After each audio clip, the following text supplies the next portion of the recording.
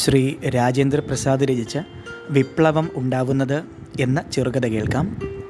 വിപ്ലവം ഉണ്ടാവുന്നത്.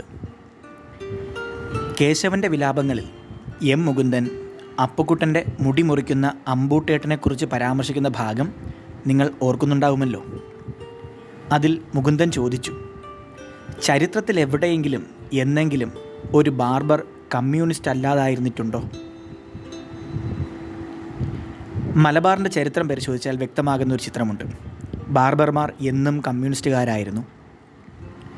കണ്ണൂരുകാരനായ ചലച്ചിത്രകാരൻ ടി.വി. ചന്ദ്രൻ തൻ്റെ ഓർമ്മകൾ ഉണ്ടായിരിക്കണമെന്ന ചിത്രത്തിൽ വടക്കൻ മലബാറിലെ ബാർബർമാരെ ഏറെ പ്രാധാന്യത്തോടെ ചിത്രീകരിച്ചിരിക്കുന്നത് നിങ്ങളിൽ ചിലരെങ്കിലും ശ്രദ്ധിച്ചിരിക്കുമല്ലോ. നമ്മുടെ കഥയിലും കഥാനായകൻ ഒരു കമ്മ്യൂണിസ്റ്റുകാരനായ മുടിമുറിക്കൽ തൊഴിലാളിയാണ്. ടിയാൻ ചന്ദ്രൻ്റെ പടം കാണുന്നതോടെ നമ്മുടെ കഥ ആരംഭിക്കുകയാണ്. വർഷങ്ങൾക്ക് മുമ്പ് കോളയാട് സഹകരണ ബാങ്ക് തിരഞ്ഞെടുപ്പുമായി ബന്ധപ്പെട്ട ഒരു കേസിൻ്റെ ആവശ്യത്തിനായി എറണാകുളത്തെ ഹൈക്കോടതിയിൽ പോയപ്പോഴാണ് സഖാവ് വത്സൻ ടി.വി. ചന്ദ്രൻ്റെ ഓർമ്മകൾ ഉണ്ടായിരിക്കണം എന്ന ചിത്രം സരിതയിൽ നിന്ന് കാണുവാൻ ഭാഗ്യമുണ്ടായത്. ആദ്യമായായിരുന്നു സഖാവ് വത്സൻ ശീതീകരിച്ച ഹാളിലിരുന്ന് ഒരു സിനിമ കാണുന്നത്. പിന്നീട് അതേ സിനിമ തൻ്റെ അറിവിൽ എവിടെ കളിച്ചാലും സഖാവ് വത്സൻ പോയി കാണാറുണ്ട് എന്നതാണ് സത്യം. ഒരു സിനിമ ഒന്നിൽ കൂടുതൽ തവണ കണ്ടാൽ വിരസത തോന്നില്ലേ? നിങ്ങളുടെ സംശയം ശരിയാണ്. വത്സൻ്റെ അവകാശവാദം ശരിയാണെങ്കിൽ 14-15 തവണ ആ പടം കണ്ടിട്ടുണ്ട്. നിങ്ങളിൽ ചിലരെങ്കിലും തിയേറ്ററുകളിൽ വെച്ച് വത്സനെ കണ്ടു കാണുമല്ലോ.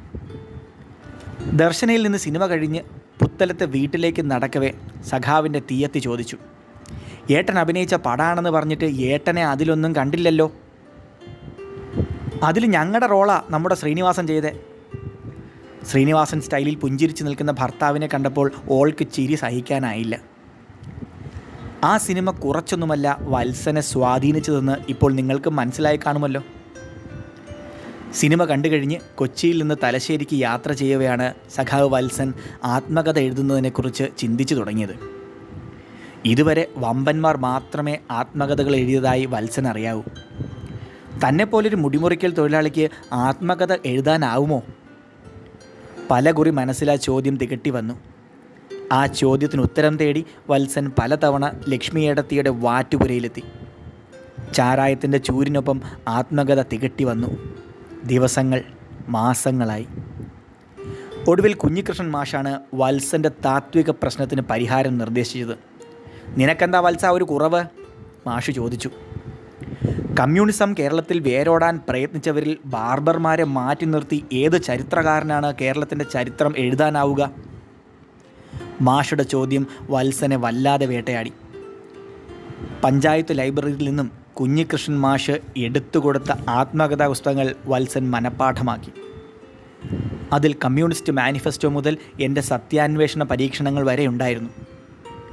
അതോടെ സ്വതേ വാചാലനായ വത്സൻ കൂടുതൽ ഗൗരവക്കാരനായി. വത്സൻ്റെ വാക്കുകൾക്ക് കനം വച്ചു. കണ്ടെത്തലുകൾക്ക് പ്രത്യയശാസ്ത്രത്തിൻ്റെ തലം വന്നു. ബാർബർ വത്സൻ താടി നീട്ടി വളർത്തി. മുടി കഴുത്തിനൊപ്പം വളർന്നു. എന്തിന്, അവൻ്റെ കടയിലേക്കുള്ള വരവ് തന്നെ വല്ലപ്പോഴുമായി. എപ്പോഴും വായനയും എഴുത്തും ചിന്തയുമായി വത്സൻ വീട്ടിൽ തന്നെ കഴിഞ്ഞു. നിർമ്മലഗിരിയിൽ ഡിഗ്രിക്ക് പഠിക്കുന്ന മകളാ എം മുകുന്ദൻ്റെ കേശവൻ്റെ വിലാപങ്ങൾ അച്ഛന് വായിക്കുവാൻ കൊടുത്തത്. EMSനെ കുറിച്ചുള്ള പുസ്തക ഓള് പറഞ്ഞു. കടയിലേക്കുള്ള പോക്ക് നിർത്തിയതുകൊണ്ട് ഒറ്റ ഇരിപ്പിന് വായിച്ചു തീർത്തു. കോളയാട് അങ്ങാടിയിലെ മീത്തലെ കവലയിലിരുന്ന് വത്സൻ്റെ മുടിവെട്ട് ഷോപ്പ്. ഷോപ്പിന് മേലെ കമ്മ്യൂണിസ്റ്റ് പാർട്ടി ഓഫീസ്.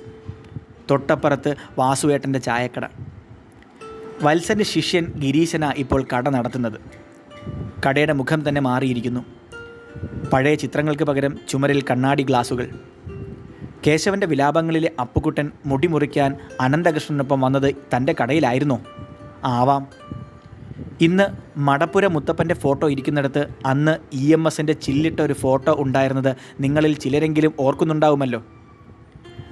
മുകുന്ദൻ്റെ മയ്യഴിയും കോളയാടും തമ്മിൽ വലിയ അകലമൊന്നും ഇല്ലെന്നും നിങ്ങളിൽ മലബാറുകാർക്ക് അറിയാമല്ലോ. ഇന്ന് എന്തെല്ലാം മാറ്റങ്ങൾ. ഗിരീഷിനിപ്പോൾ കത്രികയെടുത്ത് പണിയിൽ നിർത്തി. മേശയ്ക്കരികിലിരുന്ന് ആളെ വച്ച് പണിയെടുപ്പിക്കൽ മാത്രമേ ചെയ്യൂ. എന്തിന് ബാർബർമാരുടെ കാര്യം മാത്രം പറയുന്നു? ചരിത്രം തന്നെ മാറിയില്ലേ?